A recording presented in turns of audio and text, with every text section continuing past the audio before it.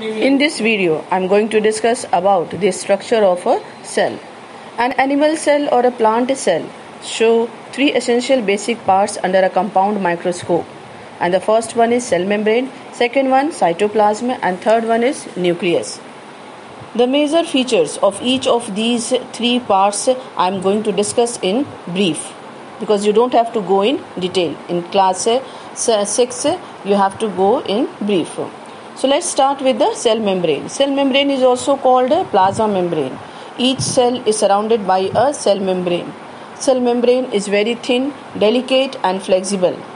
Cell membrane is a living structure present in both plant and animal cells.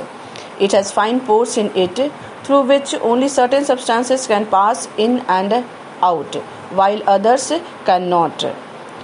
It allows the entry of certain molecules only, while holding back the others, and therefore the cell membrane is also called a selectively permeable membrane. Next is cell wall. Only the plant cells have a cell wall outside the cell membrane. Clear? Animal cells do not have cell walls. Cell wall is made up of cellulose. Cell wall gives shape and rigidity to the plant cell. It is a non-living structure. It protects the cell from the entry of disease-causing agents, as well as the underlying plasma membrane and protoplasm against mechanical injuries. It is freely permeable, means it allows substances in solution to enter and leave the cell without any hindrance. Next is cytoplasm. The cytoplasm is a semi-liquid, colorless and translucent substance. It is found between the nucleus and the cell membrane. Next is nucleus. Nucleus is a small spherical mass mostly located towards the center of the cytoplasm. It is most important part of the cell. It regulates and coordinates various life processes of the cell. It plays an important part during the cell division. Nucleus has different parts also. So the first is that nuclear membrane, a delicate porous nuclear membrane which encloses a relatively dense nucleoplasm.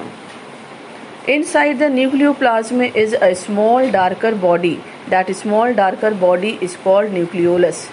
The nucleoplasm also contains chromosomes, and chromosomes contain units called genes. These genes are responsible for transmitting characteristics from parents to offspring, and because of this you resemble your parents.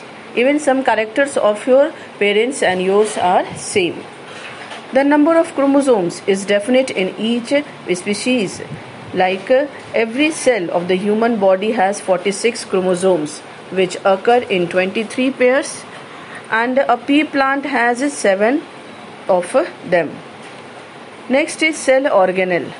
The development of the electron microscope revealed that cytoplasm further contains many tiny structures which could not be seen by the ordinary compound microscope. And these minute structures that is present in the cytoplasm are called organelles. Just as there are organs in an organism for different functions, so are the organelles inside a cell. The main cell organelles found in the cytoplasm are endoplasmic reticulum, ribosomes, mitochondria, Golgi bodies, lysosome, centrosome and plastids. So let's start with the plastids. Plastids are present only in the plant cells. There are mainly 3 types of plastids depending on the pigment they contain and color they impart to the plant part. First one is chloroplast. Green plastids called chloroplast. It helps in trapping the solar energy for photosynthesis. Next one is chromoplast. It contains yellow and red pigments, and they impart varieties of colors to flowers and fruits.